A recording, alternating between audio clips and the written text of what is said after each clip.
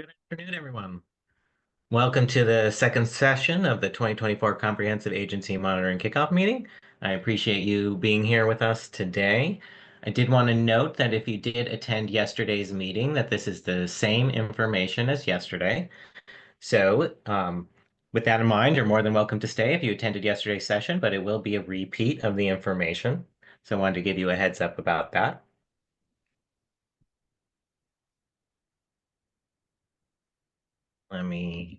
I'm trying to make my slides go. All right.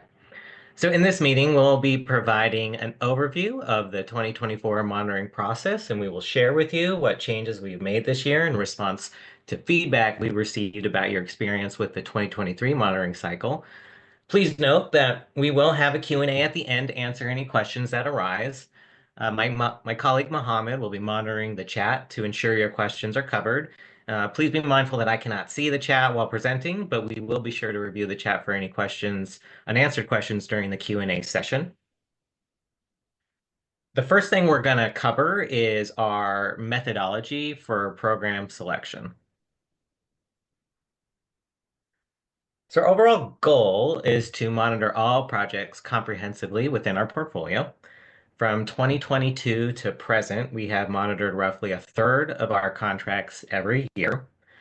Projects were ranked through a risk assessment process. We're going to go over the risk assessment criteria on the next slide.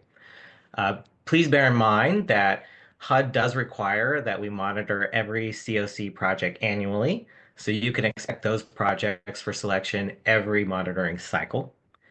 In 2022, we focused on the high risk band, and in 2023, we've then focused on the medium risk band. And this monitoring cycle represents the final third, the lower band, in any new programs we've taken on since our agency's inception. We also made an effort to reduce the number of monitored projects by agency to 8 projects or less to ease agency burden. So any projects above that limit were moved to 2025 monitoring cycle.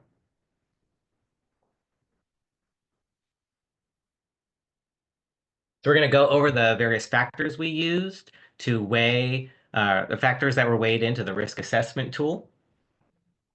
The first thing we considered was agency experience, and this is reflected by the number of years in operation your agency has been in and your level of experience handling grants. Obviously, the more experience you have, the less risk involved. We also looked at level and type of funding, meaning the overall dollar amount, with higher amounts taking on greater risk. And we also looked at funding type, like COC or ESG and so forth, as some funding sources come with more regulatory requirements. We also examined the degree of fiscal controls, systems, and procedures that you have in place at your agency to facilitate regulatory compliance.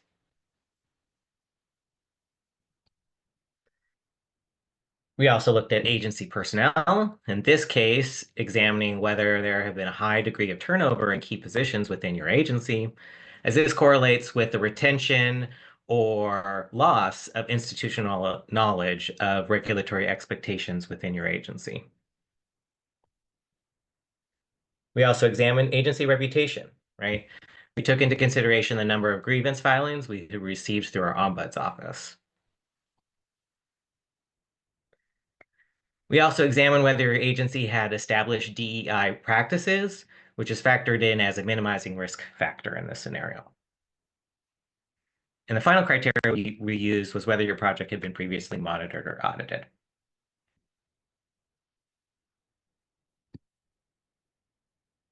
So as you are aware, the KCRHA team does request feedback after every monitoring cycle, and we try to incorporate any suggestions that we can reasonably accommodate given our own capacity and the timelines imposed upon us from our funders like HUD, the City of Seattle, and King County.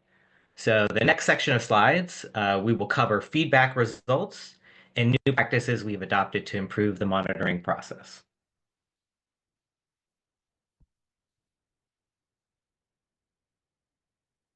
As part of the survey, we asked you whether the instructions you received were in the process in 2023 were clear and easy to understand. Most respondents agreed, so we are keeping the format we used last year. But for those who do have questions or need additional support, please know that you can contact us and request additional assistance as we are happy to help. And I'm going to be talking about various ways you can connect with us in this process in subsequent slides.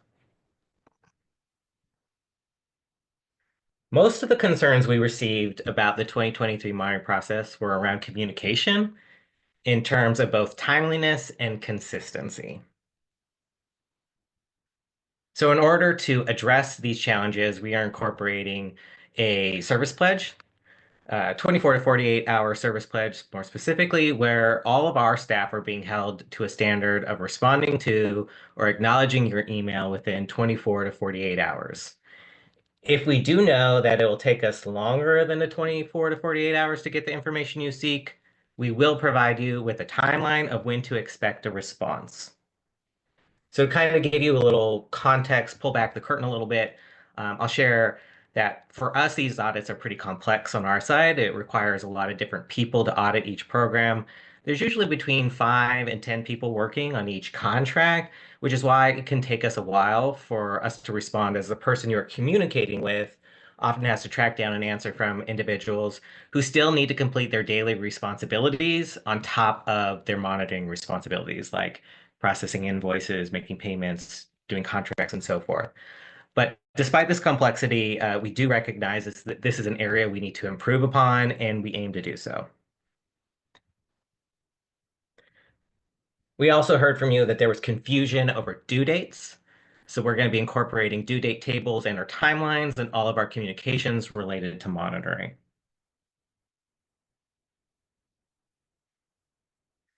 Finally, some of you shared that the appropriate contacts were not receiving all the monitoring communications. And again, to give you some context, we monitor around 100 projects every year, each with several contacts, and this work has a high degree of staff turnover, which makes managing contacts quite challenging for us. We do hope that our move to Salesforce will ease this burden for us, but in the meantime, we're going to be incorporating the following practice. We will be sending communications to 2 primary staff members within your agency who will be responsible for transmitting notifications to others within your organization. Of course, KCRHA will still respond directly to any staff members who send follow-up questions and communications to our audits inbox. We'll continue to do that. But we do ask that you have 2 point people, that you identify who those point people are. And if you already know that, you can put that in the chat now or throughout this presentation, or you can follow up with an email to our audits inbox.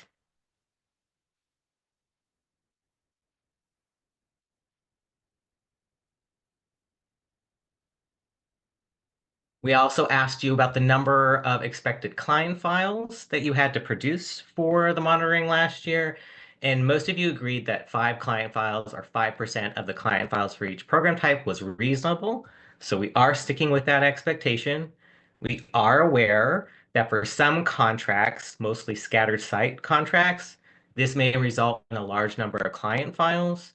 So if your client file selection results in more than 10 client files per contract, please reach out to us via the audit inbox and we will work with you to narrow down your selections.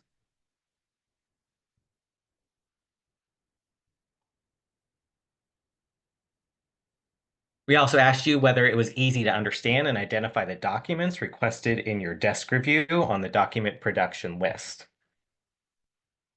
Most of you agreed, so we're using the same format on the document production list, as most of you found it easy to understand. However, we have cleaned up the format a bit and made some edits for clarity, particularly on when certain documents are relevant or applicable or not.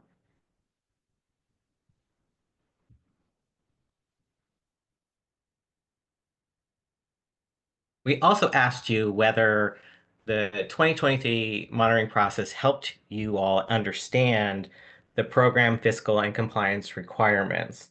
While many did agree that it was helpful, there were others who did not come away from the process with a greater understanding of the various compliance requirements.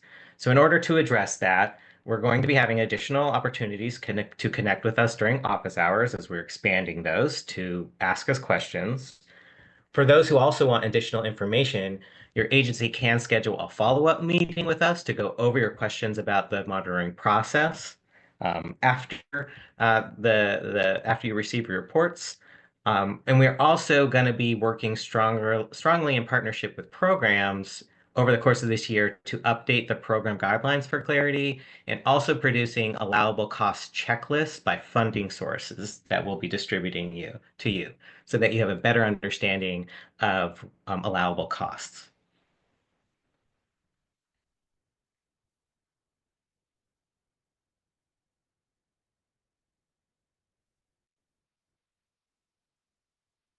We also asked you how useful these sessions were, like the session we're in right now, the kickoff session. And many of you agreed that it was helpful, so we're going to continue to do that. But we also recognize that many of you would prefer an individual one-on-one meeting for your agency monitoring. And just to be completely honest with you, we don't currently have the capacity to accommodate one-on-one sessions at this time. To be candid, this would result in pretty significant challenges for us in our ability to continue to do the daily work like processing invoices and executing contracts, as it's the same group of individuals to do those bodies of work. But if it gets to a point in the future where we can accommodate that request, we certainly will reevaluate. And as I mentioned earlier, we will continue to hold regular office hours for questions as they emerge in the process.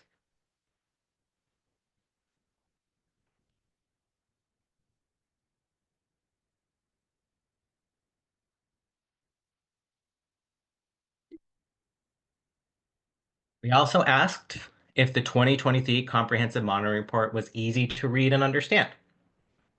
The majority of the respondents liked the format, so we're continuing with it. However, we took in some feedback and made some adjustments to account for some of the issues that people did have. Overall, we want to increase the clarity, so we are working on the uniformity of our responses across auditors and making it clear what standards are being used to evaluate your agency in the reports and what needs to be done to correct any regulatory issues we identify. And we're doing that through increased internal training with our staff to ensure that we're all on the same page.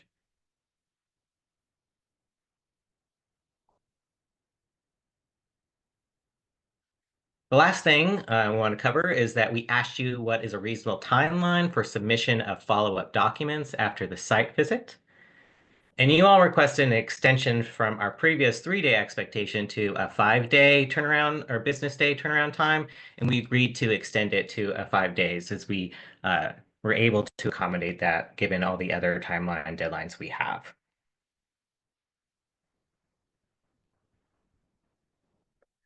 So now we're going to move on to the overview of the monitoring process. And that includes how we conduct our monitoring, the timeline for this process, and our documentation and review standards.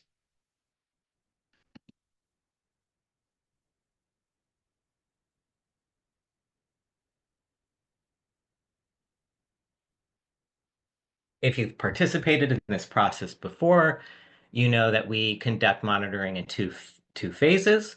The first being the electronic desk review, and for some of you, might be also be selected for a site visit. And we're going to go over each of those. The desk review process starts off with the receipt of the document production list. Today, we sent out notifications to all of you indicating which projects were selected for audit.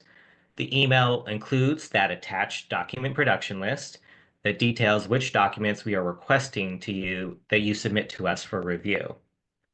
These documents will be submitted to us electronically via a secure password protected portal. We're using SharePoint. We do request that you upload the appropriate documents to the correct folder type. On your document production list, you will see the documents are organized by the appropriate type of review, program, fiscal, compliance, or contracts. And uploading the correct documents to the appropriate folder will definitely help us avoid confusion and difficulty finding the documents. As you know, we're doing several reviews, have over 100, we have around 100 contracts to review, so keeping things orderly will help all of us prevent errors in the process. We also ask that once you've completed uploading your documents, that you notify us via the audit inbox, as we do not know when you have completed your upload without this notification, and that would be very helpful for us. And the last thing I want to note about the desk review process is that the deadline for submission for all the documents to the portal is January 31st, 2025.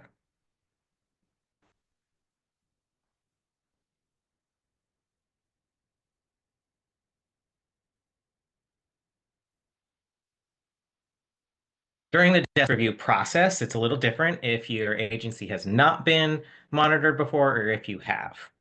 If your agency was not previously monitored, we're going to ask for the following items. From the fiscal portion, we're going to ask for a sample invoice packet.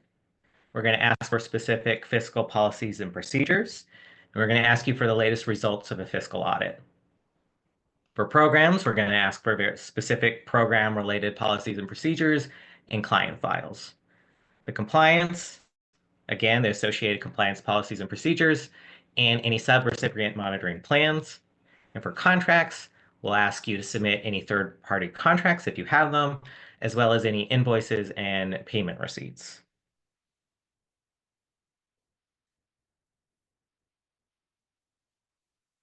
Note that if you do have several projects selected for audit and you need to submit policies and procedures that cover the entire organization, we're not going to ask you to upload them to every single folder for every single contract. You can upload those policies once rather than to multiple times for each program selection. It would be helpful to us if you'd indicate which project these policies were uploaded to in the email you send to the audit's inbox notifying us of the completion of the uploading of your documents. So if your agency was previously comprehensively monitored by KCRHA, went too far, it's going to look similar, except we've already reviewed the policies and procedures, so we're not going to ask for them. We're just going to ask for the sample invoice packet and the fiscal audit results for fiscal, client files for program, and for contracts, we're going to look at third-party contracts, invoices, and payment receipts.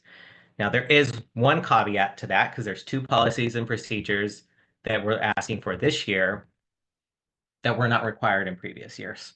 And that would be the good neighbor policy and diversity, equity, and inclusion policy. For diversity, equity, inclusion, if you had that as part of your agency's policies and procedures, we did ask that you send it to us previously, but we did not hold them to a requirement. That has changed this year. And we also required a good neighbor provision.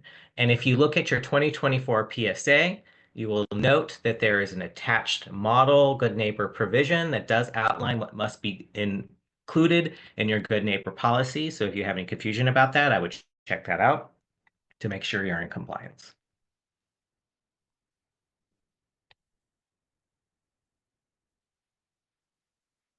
So not everyone will be selected for a site visit. Whether or not your agency is selected for a site visit is determined based on the findings from the desk review.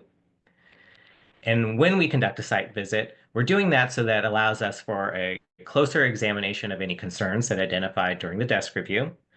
It allows us to observe program operations. It also gives us an opportunity to discuss performance and any issues that we identified during our monthly desk reviews.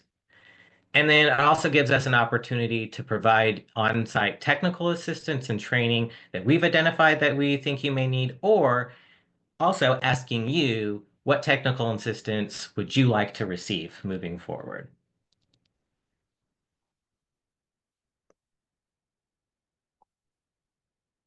Once we get to the site visit process, we will hold two kickoff meetings with the agencies that are selected for site visits in March, and exact dates and times we will follow up around that time period to notify everyone.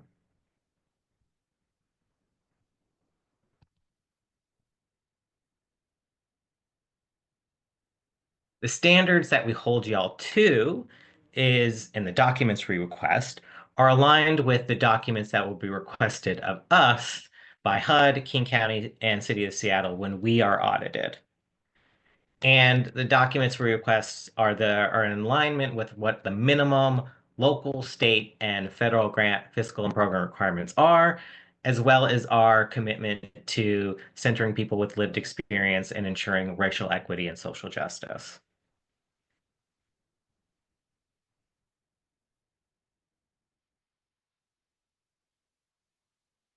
This is the overall monitoring timeline. As previously mentioned, the deadline for submission of your required documents for review is January 31st, 2025. Then between February 3rd and March 31st of 2025, we will be conducting the desk review.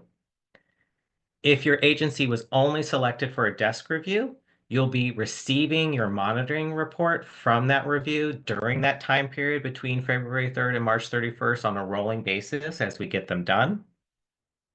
However, if your agency was selected for a site visit, you will not receive a report until after the site visit. As we used to send you all two separate reports, one from the desk review, one from the site visit, and you all requested that we move to one report, and so we're continuing to do that. Agencies that are selected for site visit will be notified of their selection and with instructions between April 1st and May 31st. And between that time period is when we will be conducting site visits. Then between June 1st and June 30th, we will send the monitoring reports to you for those agencies selected for the site visit. So you have 30 days after the receipt of the monitoring report to submit any corrective action plans to us, which is where the July 30th deadline comes from. You can ask for an extension and we will grant that on a case-by-case basis. And the reason why that summer deadline is kind of tight like that is because our funders, City of Seattle, King County, and whatnot, they take a sample of our monitoring selection and they monitor how well we are monitoring you. And they complete this during the summer, which impacts when we need to get things done from you. If you do miss the deadline on your cap, you will be notified in your closeout letter about any open caps. And bear in mind that open caps do impact future funding opportunities, so we encourage you to close those out as soon as possible. And I want you to also be aware that even if you have an open cap after you receive a closeout letter, you can still work with us to resolve the finding. So please bear in mind that as long as you have an open finding, we want to work with you to correct it.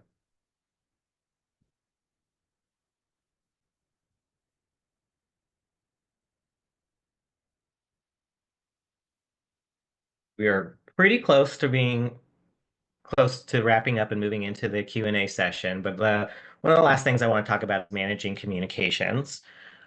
All of our agency emails about the auditing process are managed through one inbox. That's the audits@kcrha.org inbox. We use that because we need a centralized inbox because it acts as a central repository for all of our records, which we are required to keep. Individual auditors may reach out to you, but you will always see an attached CC to the audit's inbox in order to keep that record. And then we ask you also to copy audits@kcrha.org for all your monitoring related communications as well, because it ensures that somebody is there to answer your question. As you know, there's staffing, people go out sick, they go out on vacation, things occur.